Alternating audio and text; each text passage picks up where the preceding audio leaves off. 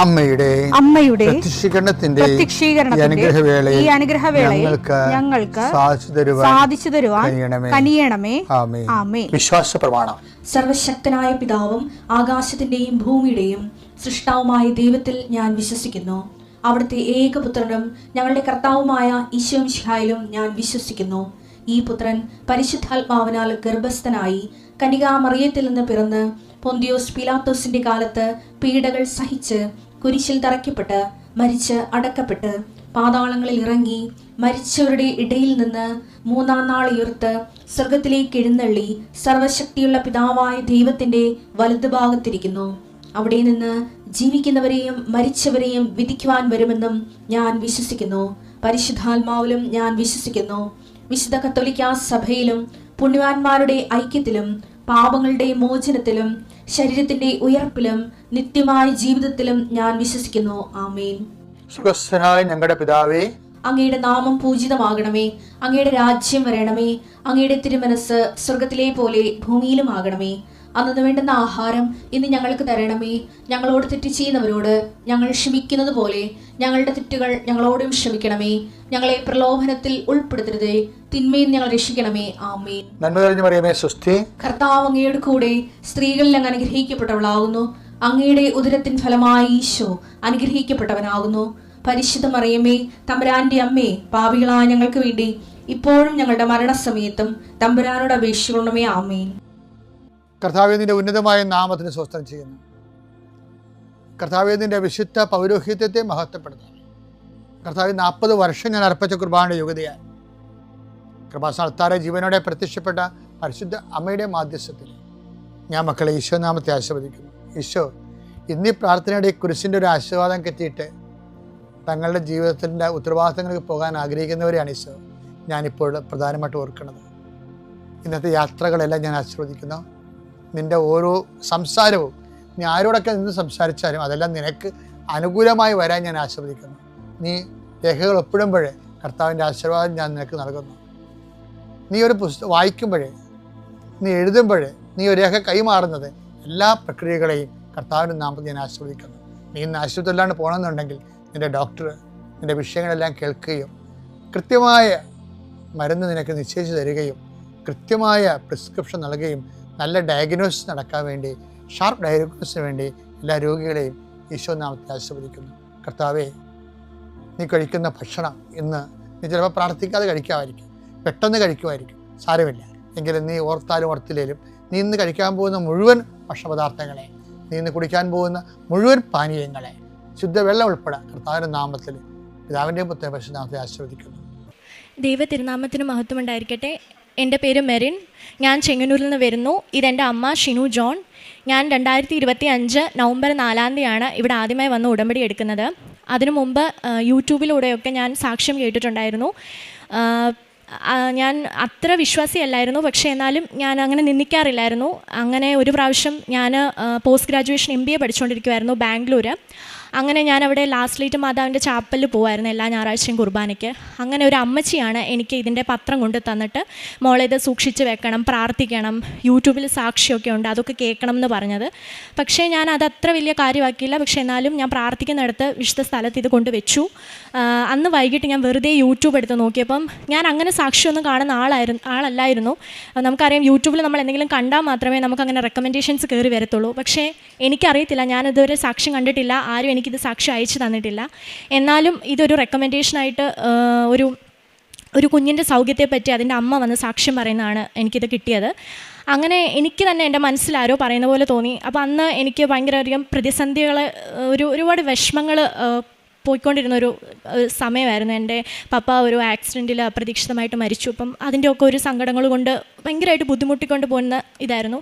അപ്പം അന്നേരം ഒന്നും എനിക്ക് എൻ്റെ ആഗ്രഹങ്ങൾ നിവർത്തിക്കണം അങ്ങനെയുള്ള രീതിയിൽ വന്നതല്ല. എനിക്ക് കുറച്ചുകൂടി സ്പിരിച്വൽ ആവാനും കുറച്ചുകൂടി ദൈവത്തിൽ അടുക്കുവാനും എൻ്റെ സങ്കടങ്ങളൊക്കെ എനിക്ക് ഒന്നിവിടെ വന്ന് പറയാനും ഒക്കെ ആയിട്ടാണ് ഞാനിവിടെ വന്ന് ആദ്യമായിട്ട് ഉടമ്പടി എടുത്തതിന് ശേഷം എൻ്റെ ആദ്യത്തെ സാക്ഷ്യം എന്ന് പറയുന്നത്, ഞാൻ MBA ആണ് പഠിച്ചുകൊണ്ടിരുന്നത്. അപ്പോൾ സെക്കൻഡ് സെമസ്റ്ററിൽ ക്വാണ്ടിറ്റേറ്റീവ് ഓപ്പറേഷൻസ് എന്നൊരു സബ്ജക്റ്റ് ഉണ്ട്. അപ്പം അതൊരു പ്രാക്ടിക്കൽ പേപ്പറാണ്. അത് എനിക്ക് പ്രാക്ടിക്കൽ വൈസ് ഞാൻ അത്ര സ്മാർട്ടല്ല, ഞാൻ കുറച്ച് വീക്കാണ്. എനിക്ക് നന്നായിട്ട് ഞാൻ വർക്കൗട്ട് ചെയ്താലേ എനിക്ക് നല്ലതായിട്ട് മാർക്ക് മേടിക്കാൻ പറ്റത്തുള്ളൂ. അപ്പോൾ അതുകൊണ്ട് തന്നെ ഞാനൊരു 5 ഇയേഴ്സ് ക്വസ്റ്റ്യൻ പേപ്പറൊക്കെ നന്നായി റിവൈസ് ചെയ്ത് നന്നായി പഠിച്ച് നല്ല കോൺഫിഡൻസോടെയാണ് പോയത്. അപ്പോൾ ഉടമ്പടി വസ്തുക്കളൊക്കെ എടുത്ത് പ്രാർത്ഥിച്ചിട്ടാണ് ഞാൻ പോയത്. കാശ് രൂപ എപ്പോഴും എൻ്റെ കയ്യിൽ കാണും, അങ്ങനെയാണ് പോയത്. ക്വസ്റ്റ്യൻ പേപ്പർ കിട്ടി, എനിക്ക് സന്തോഷമായി, കാരണം ഞാൻ പഠിച്ചതൊക്കെ തന്നെയാണ് വന്നത്. അപ്പോൾ അങ്ങനെ ഭയങ്കര സന്തോഷമായി. പക്ഷേ എഴുതാനിരുന്നപ്പോൾ തൊട്ട് എനിക്കൊന്നും എഴുതാൻ പറ്റുന്നില്ല എന്ന് പറഞ്ഞാൽ എൻ്റെ കൈ വിറയ്ക്കും. ആൻസറൊക്കെ ഭയങ്കരമായിട്ട് കൺഫ്യൂസ് ആവുന്ന പോലെയൊക്കെ തോന്നി. എനിക്കൊന്നും എഴുതാൻ പറ്റുന്നില്ല. അങ്ങനെ ഞാൻ 5 മിനിറ്റ് കാശ് രൂപ മുറുകെ പിടിച്ച് വിശ്വാസ പ്രമാണം ചൊല്ലി ഞാൻ പ്രാർത്ഥിച്ചു. കുറച്ച് നേരം ഞാൻ 5 മിനിറ്റ് അങ്ങനെ തന്നെ ഇരുന്നു. അപ്പം ഞാൻ വിശുദ്ധ ഉപ്പ് എടുത്തിട്ടുണ്ടായിരുന്നു കയ്യിൽ.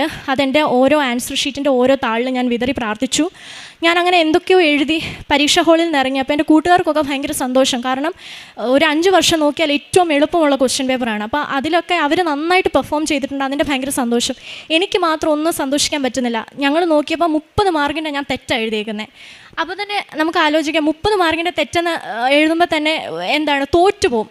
അത്രയും ഞാൻ തെറ്റാണ് എഴുതിയേക്കുന്നത്. 30 മാർക്കിൻ്റെയോളം ഞാൻ തെറ്റാണ് എഴുതിയിരിക്കുന്നത്. വേറെ എന്തെങ്കിലുമൊക്കെ ഞാൻ എഴുതിയിട്ടുള്ളൂ. അങ്ങനെ എല്ലാവരും സന്തോഷം ഇറങ്ങി വന്നപ്പോൾ എനിക്ക് മാത്രം, ഞാൻ അവിടെ നിന്ന് പൊട്ടിക്കരഞ്ഞു. ഞാൻ അവിടെ വാഷ്റൂമിൽ പോയിരുന്നു, ഞാൻ പൊട്ടിക്കരഞ്ഞു. കാരണം എനിക്ക് അത്ര ഭയങ്കര വിഷമമായിപ്പോയി. പക്ഷേ അപ്പോഴും എനിക്ക് വിശ്വാസമുണ്ട്, എൻ്റെ യേശുപ്പച്ചൻ എൻ്റെ കൂടെ ഉണ്ട്. എൻ്റെ അമ്മ മാതാവിൻ്റെ മധ്യസ്ഥതയിൽ എൻ്റെ യേശുപ്പച്ചൻ എനിക്കിത് തരും എന്നൊരു വിശ്വാസം എനിക്കുണ്ടായിരുന്നു. അങ്ങനെ 2 മാസം കഴിഞ്ഞ് റിസൾട്ട് വന്നു. ഞാൻ ജയിച്ചു. അതും ഞാൻ പ്രതീക്ഷിച്ചതിലും 5 മാർക്ക് കൂടുതൽ നിന്നാണ് എൻ്റെ യേശുപ്പച്ചൻ എന്നെ ജയിപ്പിച്ചത്. അത് അമ്മ മാതാവിൻ്റെ മധ്യസ്ഥതയിൽ എൻ്റെ യേശുപ്പച്ചൻ മാത്രം ഇടപെട്ടതുകൊണ്ട്, ആ രേഖകളൊക്കെ എൻ്റെ യേശുപ്പച്ചൻ തൊട്ടതുകൊണ്ട് മാത്രമാണ് ഞാനത് ജയിച്ചത്. രണ്ടാമത്തെ സാക്ഷ്യം എന്ന് പറഞ്ഞു കഴിഞ്ഞാൽ, ഞാൻ MBA പഠിച്ചുകൊണ്ടിരിക്കുന്ന സമയത്ത് തന്നെ നമുക്കറിയാം പ്ലേസ്മെൻറ്റ്സ് വരും. അപ്പോൾ ഞാൻ അത്യാവശ്യം ഒരു ഡീസൻറ്റ് പ്രൈവറ്റ് കോളേജിലാണ് MBA ഞാൻ ചെയ്തത്. അപ്പോൾ പ്ലേസ്മെൻറ്റ്സ് വരുന്നുണ്ടായിരുന്നു, കമ്പനീസ് വരുന്നുണ്ടായിരുന്നു. സോ ഈവൻ സ്റ്റാർട്ടപ്സിൻ്റെ കമ്പനിയിലാണെങ്കിൽ പോലും എനിക്ക് റിജക്ഷൻസ് മാത്രമേ കിട്ടിക്കൊണ്ടിരുന്നുള്ളൂ. അപ്പോൾ നമുക്കറിയാം MBAയിൽ ഇപ്പം ഏറ്റവും കൂടുതൽ ജോബ് മാർക്കറ്റിൽ സപ്ലൈ കൂടുതലാണെങ്കിലും ഡിമാൻഡ് വളരെയധികം കുറവാണ്. കാരണം ജോലി കിട്ടാൻ വളരെ ബുദ്ധിമുട്ടുള്ളൊരു കോഴ്സാണ് MBA എന്ന് പറയുന്നത്. കാരണം എല്ലാവരും ഇപ്പം ചെയ്യുന്നുണ്ട്. അപ്പോൾ അത്രയും സ്മാർട്ടായവർക്ക് മാത്രമേ ഒരു നല്ല കമ്പനിയിൽ കിട്ടത്തുള്ളൂ, ഒരു നല്ല പോസ്റ്റിംഗ്. അപ്പോൾ എനിക്ക് അത്രയും സ്മാർട്ട്നെസ് ഒന്നുമില്ല, അതിൽ അത്രയും മെറിറ്റ് ഒന്നും എനിക്കില്ല. ഞാൻ ഒരുപാട് കമ്പനിയിൽ ഞാൻ അറ്റൻഡ് ചെയ്തു, എനിക്കൊന്നും കിട്ടുന്നില്ല, എനിക്ക് ഭയങ്കര റിജക്ഷൻ. പക്ഷേ അപ്പോഴും ഞാൻ യേശുപ്പച്ചനോട് അങ്ങനെ പരാതി പറഞ്ഞിട്ടില്ല. ഞാൻ ഉടമ്പടി നല്ല രീതിയിൽ തന്നെ കൊണ്ടുപോയി, ഞാൻ പ്രേക്ഷിത പ്രവർത്തനം നല്ല രീതിയിൽ കൊണ്ടുപോയി, കാരുണ്യ പ്രവർത്തനം നല്ല രീതിയിൽ കൊണ്ടുപോയി, ഞാൻ എൻ്റെ ആത്മീയ ജീവിതം നല്ല രീതിയിൽ കൊണ്ടുപോയി. പക്ഷേ എനിക്ക് അപ്പോഴും വിശ്വാസമുണ്ട് എൻ്റെ യേശുപ്പച്ചൻ എന്നെ കൈവിടത്തില്ല എന്നുള്ളത്. അങ്ങനെയാണ് എനിക്ക് ഒരു പ്രാവശ്യം പ്ലേസ്മെൻറ്റിൻ്റെ ഗ്രൂപ്പിൽ ഒരു US കമ്പനി, അതൊരു ടോപ്പ് MNC ആണ്, ഒരു US കമ്പനി ഫ്രഷേഴ്സിനെ റിക്രൂട്ട് ചെയ്യുന്നുണ്ട്. 10 വേക്കൻസീസ് ആണുള്ളത്. ഓൾ ഇന്ത്യ എന്നാണ് അവർ റിക്രൂട്ട് ചെയ്യുന്നതെന്നുള്ളൊരു ഇത് ലിങ്ക് ഞങ്ങളുടെ പ്ലേസ്മെൻറ്റ് ഗ്രൂപ്പിലെ മാം ഇടുന്നത്. അപ്പോഴും ഞാൻ വിചാരിച്ചു ഞാൻ എന്തിനാണ് ചെയ്യുന്നത്, കാരണം ടോപ്പ് ടയർ കോളേജസിൽ നിന്ന് കുട്ടികളുണ്ട്, IIM പോലുള്ള കോളേജിൽ നിന്ന് കുട്ടികളുണ്ട്. അപ്പോൾ അവർക്ക് കിട്ടുന്ന എക്സ്പോഷർ അല്ല ഒരു സാധാരണ പ്രൈവറ്റ് MBA കോളേജിൽ പഠിക്കാൻ എനിക്ക് കിട്ടുന്നത്. അപ്പോൾ ഒരിക്കലും അവിടെ എൻ്റെ മെറിറ്റ് ഒരിക്കലും വർക്കാവത്തില്ല. അപ്പോൾ ഞാൻ വിചാരിച്ചു എന്തിനാണ് ഞാനിത് ചെയ്യുന്നത്. പക്ഷേ എന്നാലും എൻ്റെ മനസ്സിലിരുന്ന് ആരോ പറയുന്നു, നീ ചെയ്ത് നിനക്കുള്ളത് നീ ചെയ്യ്. അപ്പം ഞാൻ വിചാരിച്ചു ദൈവമേ അത് പരിശുദ്ധാത്മാവായിരിക്കും. ഞാനത് ചെയ്തു. 1 മാസം. അപ്പം ഞങ്ങളുടെ കോളേജിൽ നിന്ന് 9 കുട്ടികളാണ്, ഞങ്ങളുടെ കോളേജ് അത് ഓൾ ഇന്ത്യയിൽ നിന്നാണ് അവർ ഹയർ ചെയ്യുന്നത്. ഞങ്ങളുടെ കോളേജിൽ നിന്ന് 9 കുട്ടികളാണ് ചെയ്തത്. അതിൽ ഇൻ്റർവ്യൂ കോൾ എനിക്ക് മാത്രമേ വന്നുള്ളൂ ആ കോളേജിൽ. അതൊരിക്കലും എൻ്റെ മെറിറ്റ് അല്ല, കാരണം ഞാൻ അവരുടെയൊക്കെ ഞാൻ CV കണ്ടതാണ്. അതൊന്നും കമ്പയർ ചെയ്യാൻ പോലും എൻ്റെ CV പറ്റത്തില്ല, കാരണം അത്ര എന്താ പറയുന്നത്, ഒരു പുഴുവാണ് ഞാൻ അതിനകത്ത്. അത്ര മെറിറ്റ് ഇല്ല എനിക്ക്. പക്ഷേ എനിക്ക് ഇൻ്റർവ്യൂ കോൾ വന്നു. 3 റൗണ്ട് ഇൻ്റർവ്യൂ ഉണ്ടായിരുന്നു, 3ഉം വെർച്വൽ മോഡായിരുന്നു. അവിടെ ഞാൻ വിശുദ്ധ ഉടമ്പടി വസ്തുക്കൾ കൊണ്ടാണ് ഇൻ്റർവ്യൂവിന് ഇരുന്നത്. ഞാൻ വിശുദ്ധ എണ്ണ, ഉടമ്പടി തൈലം ഞാൻ നെറ്റിയിൽ പൂശി. ഉപ്പ് വിശുദ്ധ ഉപ്പ് ഞാൻ ലാപ്ടോപ്പിൻ്റെ അവിടെ വിതറി. പിന്നെ പരിശുദ്ധ അമ്മയുടെ രൂപം, യേശുപ്പച്ചൻ്റെ ഫോട്ടോയും ഞാൻ എൻ്റെ മടിയിൽ വെച്ചിട്ടാണ് ഞാൻ പിന്നെ വിശുദ്ധ തിരി കത്തിച്ച് വെച്ചിട്ടാണ് 3 റൗണ്ടിനും ഞാൻ ഇരുന്നത്. അപ്പോൾ ഫസ്റ്റ് റൗണ്ട് തന്നെ ഗ്രൂപ്പ് ഡിസ്കഷൻ ആയിരുന്നു. അവിടെ തന്നെ ഈ ടോപ്പ് ടിയർ കോളേജിൽ നിന്ന് കുട്ടികളുണ്ടായിരുന്നു. അപ്പോൾ തന്നെ എൻ്റെ പകുതി ഇത് പോയി. കാരണം വെച്ച് കഴിഞ്ഞാൽ 10 പേരുണ്ടായിരുന്നു, കിട്ടത്തില്ലെന്നുള്ളൊരിതാണ്. കാരണം എൻ്റെ മെറിറ്റ് ഒരിക്കലും അവിടെ വർക്കാവത്തില്ല. പക്ഷേ അതിന് കിട്ടി. 2nd റൗണ്ടിൽ കിട്ടി, 3rd റൗണ്ടിലും കിട്ടി. അങ്ങനെ ഈ 3ാമത്തെ റൗണ്ട് നടക്കുന്നതിന് ഒരാഴ്ച മുമ്പ് ഞാൻ ഇതുപോലെ പ്രത്യക്ഷീകരണ പ്രാർത്ഥന പ്രാർത്ഥിച്ചുകൊണ്ടിരുന്ന സമയത്ത്, അച്ഛൻ്റെ ഡെയിലി ബ്രെഡ് കേട്ടുകൊണ്ടിരുന്ന സമയത്ത് എൻ്റെ മെഴുകുതിരിയിൽ 22 തെളിഞ്ഞു. 22. പക്ഷേ എനിക്കത് മനസ്സിലായില്ല. ആദ്യം ഞാൻ വിചാരിച്ചു എനിക്ക് തോന്നുന്നതായിരിക്കും, ഇനി ഉറക്കച്ചടവ് എല്ലാം തോന്നുന്നതാണോ, അങ്ങനെ വിചാരിച്ചു. പക്ഷെ വീണ്ടും ഞാൻ നോക്കി 22 തന്നെയാണ് എനിക്ക് കിട്ടിയത്. ഞാനത് ഫോണിൽ ഫോട്ടോ എടുക്കാൻ വന്ന ഒരു സ്പ്ലിറ്റ് ഓഫ് സെക്കൻഡ് കൊണ്ട് അത് മാറി. ഫോണിൽ ഫോട്ടോ എടുക്കാൻ ഞാൻ വന്നതാണ്, പക്ഷേ എനിക്കത് കിട്ടിയില്ല. സ്പ്ലിറ്റോ സെക്കൻഡ് കൊണ്ട് അത് മാറി. അങ്ങനെ ഒരാഴ്ചയ്ക്ക് ശേഷമാണ് ഞാൻ അറിഞ്ഞത് എനിക്ക് last round of interview May 22-നാണ്. അപ്പോൾ എനിക്ക് ഭയങ്കര ഒരു വിശ്വാസമായി, ഭയങ്കര ആശ്വാസമായി. കാരണം ഇത് അറ്റൻഡ് ചെയ്യുന്നതിന് മുമ്പ് തന്നെ എനിക്ക് യേശുപ്പച്ചൻ മാതാവിലൂടെ എനിക്ക് പറയുന്ന പോലെ എനിക്ക് തോന്നി ഇത് നിനക്കുള്ളതാണ്. അങ്ങനെ 22-ാം തീയതി ലാസ്റ്റ് റൗണ്ട് ഇൻ്റർവ്യൂ കഴിഞ്ഞു. 3 ആൾക്കാരായിരുന്നു ആ പാനലിലുണ്ടായിരുന്നത്. കുറേ കൺഫ്യൂഷൻ ക്വസ്റ്റ്യൻസ് ഒക്കെ ചോദിച്ചു. എനിക്കറിയത്തില്ല ഞാനത് എങ്ങനെ ആൻസർ പറഞ്ഞെന്ന്. കുറേ സിനാരിയോസ് ഒക്കെ തന്നു. അതൊക്കെ ഞാൻ ആൻസർ പറഞ്ഞു. അതൊക്കെ ഞാൻ മാതാവിനോട് പ്രാർത്ഥിച്ച, മാതാവേ നിൻ്റെ കണ്ണുകളിലൂടെ ആയിരിക്കണേ അവരെന്നെ കാണുന്നത്, യേശുപ്പച്ച നിൻ്റെ നാവിലൂടെ ആയിരിക്കണേ എനിക്ക് ഉത്തരം പറയാൻ സാധിക്കുന്നത്. അങ്ങനെ പ്രാർത്ഥിച്ചാണ് ഞാൻ ഇൻ്റർവ്യൂവിന് ഇരുന്നത്. അങ്ങനെ 10 മിനിറ്റിന് ശേഷം HR വിളിച്ച് പറയുവാണ്, കൺഗ്രാജുലേഷൻസ്, നിങ്ങൾ ഈ ഒരു കമ്പനിയിൽ മാനേജ്മെൻറ്റ് ട്രെയിനി പൊസിഷനിൽ നിങ്ങൾ സെലക്ട് ആയിട്ടുണ്ടെന്നും പറഞ്ഞിട്ട്. അതെനിക്ക് ഭയങ്കര ഒരു ഇതായിരുന്നു. കാരണം അന്നേരം അതിനുശേഷം ഇവരൊരു ഫസ്റ്റ് മീറ്റിംഗ് വെച്ചായിരുന്നു. അന്നേരമാണ് ഇവർ പറഞ്ഞത് 4000 ആപ്ലിക്കേഷൻസാണ് ഇവർക്ക് കിട്ടിയത്, 10 പേരെ മാത്രമേ ഇവർ എടുക്കുന്നുണ്ടായിരുന്നുള്ളൂ. അതിലൊരാളായിരുന്നു ഞാൻ. ഒരിക്കലും അത് എൻ്റെ മെറിറ്റിലല്ല അത് വർക്ക് ചെയ്തത്. അത് യേശുപ്പച്ചൻ, അമ്മ മാതാവ് യേശുപ്പച്ചൻ്റെ കയ്യിൽ നിന്ന് എനിക്ക് ഭയങ്കര സീംലെസ് ആയിട്ട് മേടിച്ച് തന്നതുപോലെയാണ് എനിക്കത് തോന്നിയത്. 3-ാമത്തെ എൻ്റെ സാക്ഷ്യം എന്ന് പറഞ്ഞു കഴിഞ്ഞാൽ, ചെറുപ്പം തൊട്ട് എനിക്ക് ടോൺസിലൈറ്റിസിൻ്റെ പ്രോബ്ലം ഉണ്ട്. പനിയൊക്കെ, ചെറിയൊരു കോൾഡ് വന്നാൽ പോലും ഭയങ്കര ഇൻഫെക്ഷനാണ് വരുന്നത്. എനിക്ക് ഉമിനീര് പോലും ഇറക്കാൻ പറ്റത്തില്ല, എനിക്ക് വെള്ളം കുടിക്കാൻ പറ്റത്തില്ല, ഭക്ഷണം കഴിക്കാൻ പറ്റത്തില്ല, എനിക്ക് സംസാരിക്കാൻ പോലും പറ്റത്തില്ല. കാരണം പുറത്തു നോക്കി കഴിഞ്ഞാൽ ഇങ്ങനെ തൈറോയിഡ് പോലെ അതിങ്ങനെ വീർത്തിരിക്കും, അകത്തും വീർത്തിരിക്കും. അങ്ങനെ ഡോക്ടറെ കൊണ്ട് കാണിച്ചപ്പോൾ ഡോക്ടർ പറഞ്ഞു ഇടത്തേത് റിമൂവ് ചെയ്യണം, കാരണം അത് ഭയങ്കര ഇൻഫെക്റ്റഡ് ആണ്, അത് പിന്നീട് ഭാവിയിൽ കുറച്ച് ദൂഷ്യം ഉണ്ടാവും. പക്ഷേ എനിക്ക് ഓപ്പറേഷൻ ചെയ്യാൻ അല്ലെങ്കിൽ ആ ഒരു സർജറി ചെയ്യാൻ പോലും ഭയങ്കര പേടിയായിരുന്നു. അങ്ങനെ ഞാൻ യേശുപ്പച്ചനോട് പ്രാർത്ഥിച്ചു, ഞാൻ അമ്മ മാതാവിൻ്റെ മധ്യസ്ഥതയിൽ പ്രാർത്ഥിച്ചു, ഞാൻ ഉടമ്പടി നേർച്ച വസ്തുക്കൾ ഉപയോഗിച്ചു, ഞാൻ തൈലം ഞാൻ എന്നും സന്ധ്യാപ്രാർത്ഥനയ്ക്ക് ശേഷം ഞാൻ എന്നും വിശ്വാസ പ്രമാണം ചൊല്ലി എൻ്റെ തൊണ്ടയിൽ തൊടുമായിരുന്നു. ഞാൻ ഉപ്പ് വെള്ളത്തിൽ കലക്കി കുടിക്കുമായിരുന്നു. അതിനോടനുബന്ധിച്ച് ഞാൻ ഉടമ്പടി 2025 നവംബർ 4-ാം തീയതിയാണ് ഞാൻ ഉടമ്പടി എടുത്തത്. 1 മാസത്തിന് ശേഷം എൻ്റെ അത് പൂർണ്ണമായിട്ടും സൗഖ്യമായി. എനിക്കിപ്പോൾ ഒരു പ്രശ്നമില്ല.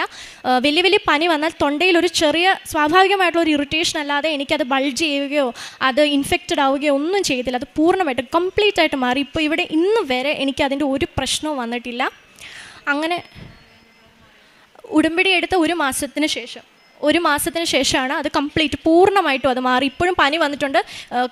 2 മാസത്തിന് മുമ്പ് പനി വന്നായിരുന്നു. പക്ഷേ എന്നാലും ഒരു പ്രശ്നവും, ടോൺസിലൈറ്റിസിൻ്റെ ഒരു പ്രശ്നവും ഉണ്ടായിട്ടില്ല. അത് കംപ്ലീറ്റ്ലി മാറി. എനിക്ക് കുഞ്ഞിലെ തൊട്ട് അനുഭവിക്കുന്ന ഒരു കഷ്ടപ്പാടായിരുന്നു അത്. ഒരുപാട് മരുന്ന് കഴിച്ചു, അലോപ്പതിയും ആയുർവേദവും ഒക്കെ കഴിച്ചു, എന്നിട്ട് ഒരു മാറ്റം ഉണ്ടായിരുന്നില്ല. പക്ഷേ വിശുദ്ധ നേർച്ച വസ്തുക്കൾ ഉപയോഗിച്ചതിന് ശേഷം എനിക്കിപ്പോൾ അത് കംപ്ലീറ്റ്ലി ക്യൂറായി. ഇപ്പോൾ ഒരു പ്രശ്നവും ഇല്ല, ഒരു ഇറിറ്റേഷനായിട്ട് ഒന്നുമില്ല. പിന്നെ ഒരു സാക്ഷ്യം എന്ന് പറയുന്നത് എൻ്റെ അമ്മയുടെ ഒരു സാക്ഷ്യമാണ്. അമ്മയുടെ വലത് കയ്യിൽ കുറേ വർഷമായിട്ടൊരു ഗ്ലാൻഡ് വളർന്നു വരുന്നുണ്ടായിരുന്നു. അപ്പോൾ ആദ്യമൊന്നും അത്ര കാര്യമാക്കിയില്ല. ഇപ്പോൾ ഹോസ്പിറ്റലൊക്കെ കൊണ്ട് കാണിക്കണമെന്ന് പറഞ്ഞാൽ അമ്മ പറയും, ഓ സാരമില്ല, അത് വേറെ എന്തെങ്കിലും ആയിരിക്കും, സാരമില്ല, അങ്ങനെയൊക്കെ പറയുമായിരുന്നു. പക്ഷേ കഴിഞ്ഞ 3 മാസത്തിന് മുമ്പ് അത് ഭയങ്കരമായിട്ട് അങ്ങ് ബൾജായിട്ട് അമ്മയ്ക്കൊന്നും ചെയ്യാൻ പറ്റുന്നില്ല. ചെറിയൊരു വസ്തു പോലും കയ്യിൽ പിടിക്കാൻ പറ്റുന്നില്ല, അത്രമാത്രം വേദനയായി. അങ്ങനെ നമ്മൾ നിർബന്ധിച്ച് ഹോസ്പിറ്റലിൽ കൊണ്ടുപോയി. നമുക്ക് പേടിയാണ്, നമ്മുടെ ശരീരത്തിൽ നമ്മുടെ ഉള്ള അവയവം അല്ലാതെ എന്തെങ്കിലും ഒരു ചെറിയ മുഴ വന്നാൽ പോലും നമുക്കറിയാം. ഇപ്പോഴത്തെ കാലത്ത് ഒരുപാട് എന്തൊക്കെ ഹാംഫുൾ എഫക്ട്സ് ആണ് അതിനകത്ത് ഉണ്ടാകുന്നത് നമുക്ക് പറയാൻ പറ്റത്തില്ല. അപ്പോൾ എനിക്ക് ഭയങ്കര പേടിയായിരുന്നു അത് ഓർത്തിട്ട്, ഭയങ്കര വിഷമമായിരുന്നു അത് ഓർത്തിട്ട്. അങ്ങനെ ഡോക്ടറെ കാണിച്ചപ്പോൾ ഡോക്ടർ പറഞ്ഞു അതിന് പ്രശ്നമൊന്നുമില്ല, നമുക്കത് ആ ഒരു ഗ്ലാൻഡ് നമുക്ക് സർജറി ചെയ്ത് കളഞ്ഞാൽ മതി, അതങ്ങ് മാറിക്കോളും, അതിനകത്തിന് ഗ്രോത്ത് ഒന്നും വരത്തില്ല. അപ്പോഴും ഇത് കാണിക്കാൻ പോയപ്പോഴും ഉടമ്പടി വസ്തുക്കൾ ഉപയോഗിച്ചിട്ടാണ് പോയത്.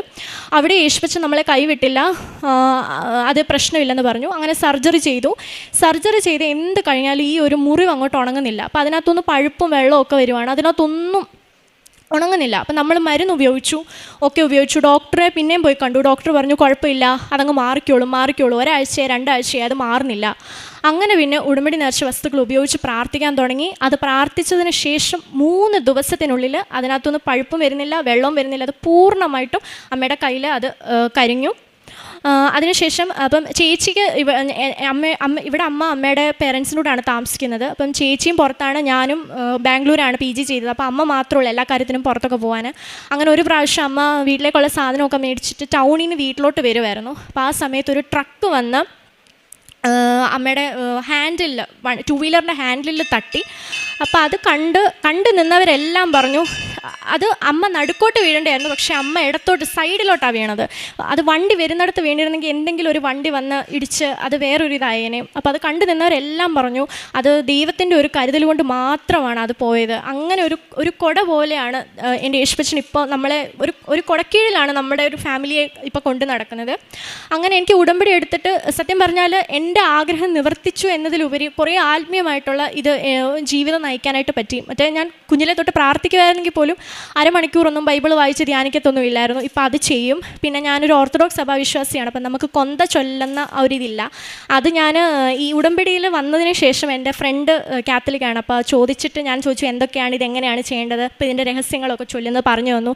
അങ്ങനെ യൂട്യൂബിൽ നോക്കി കൊന്ത ചൊല്ലാൻ ഞാൻ പഠിച്ചു. ഇപ്പം എൻ്റെ ജീവിതത്തിൽ ഒരു ദിവസം പോലും കൊന്ത ചൊല്ലാത്തൊരു ദിവസം ഇല്ല. എനിക്ക് പ്രാർത്ഥനയിൽ ഏറ്റവും ഇഷ്ടം ഏതാണെന്ന് ചോദിച്ചാൽ എനിക്കിപ്പോൾ കൊന്ത ചൊല്ലുന്നതാണ് ഏറ്റവും ഇഷ്ടം. പിന്നെ പ്രേക്ഷിത പ്രവർത്തനമായിട്ട് നമ്മൾ ചെയ്തത് പത്രം മേടിച്ച് കൊടുക്കുമായിരുന്നു. ഞാൻ ബാംഗ്ലൂരാണ് പഠിച്ചത്, അപ്പോൾ അവിടെ കൊടുക്കുമായിരുന്നു. പിന്നെ യേശുപ്പച്ചനെ പറ്റിയൊക്കെ പറഞ്ഞു കൊടുക്കും, മാതാവിനെ പറ്റി പറഞ്ഞു കൊടുക്കും അറിയാത്തവർക്ക്, അങ്ങനെ ചെയ്യുമായിരുന്നു. പിന്നെ പത്രം മേടിച്ച് കൊടുക്കുമായിരുന്നു.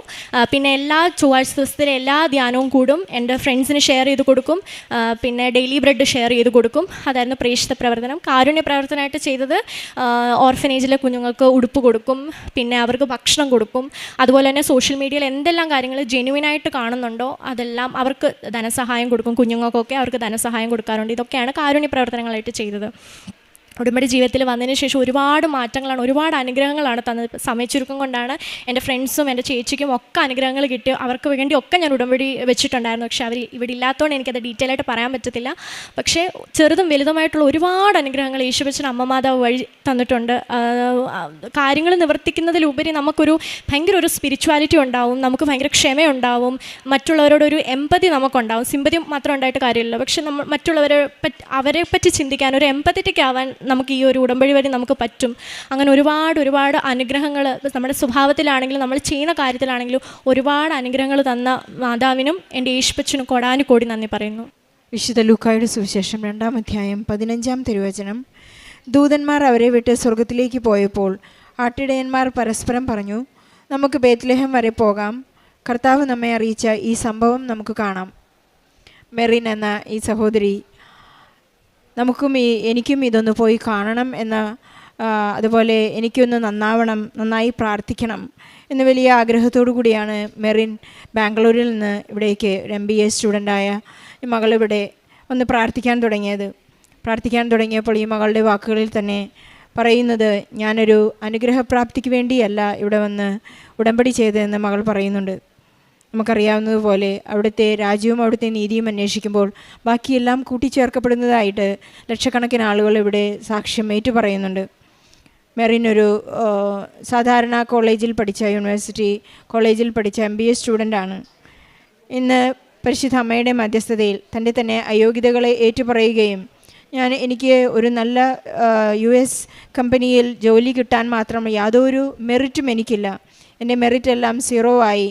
കാരണം 2000 പേരുടെ ഒരു ഇൻ്റർവ്യൂവിലാണ് 10 പേരെ മാത്രം ഇൻ്റർവ്യൂ കോളിന് വിളിച്ച് അതിലൊരാളായി ഞാൻ ഇന്ന് ഹെക്സാവെയർ ടെക്നോളജീസിൽ മാനേജ്മെൻറ്റ് ട്രെയിനി ആയിട്ട് ഇന്ന് ഈ മകൾ ജോലിയുടെ വലിയ പദവിയിലേക്ക് എത്തിയിരിക്കുന്നത്. നമുക്ക് ഈശോയ്ക്കും പരിശുദ്ധ അമ്മയ്ക്കും നന്ദി പറയേണ്ടത് നമ്മുടെ ജോലിക്കോ പദവിക്കോ വേണ്ടിയല്ല, അവിടുത്തെ സ്വീകരിക്കാൻ സാധിക്കുന്നു എന്നുള്ള ഒരു വലിയ ആത്മാ അഭിഷേകത്തിനാണ് നാം എപ്പോഴും നന്ദി പറയേണ്ടത്. നമ്മൾ പറയുകയുണ്ടായി, എൻ്റെ ഏറ്റവും മനോഹരമായ പ്രാർത്ഥന, ഞാനൊരു ഓർത്തഡോക്സ് വിശ്വാസിയാണ്, ഏറ്റവും മനോഹരമായ പ്രാർത്ഥന ജപമാലയാണ്. ജപമാല എന്ന് വെച്ചാൽ അത് അമ്മയോട് ചേർന്ന് ഈശോയുടെയും അമ്മയുടെയും ആ ദിവ്യരഹസ്യങ്ങൾ ഉൾക്കൊണ്ട് 1.5 മണിക്കൂറിൽ നാം വളരെ മൗനമായി ഈശോയോടും അമ്മയോടും കമ്മ്യൂണിക്കേറ്റ് ചെയ്യുന്ന വളരെ മനോഹരമായ ഒരു പ്രാർത്ഥനയാണ്. ഈശോ പഠിപ്പിച്ച സ്വർഗസ്ഥനായ പിതാവേ എന്ന മനോഹരമായ പ്രാർത്ഥന.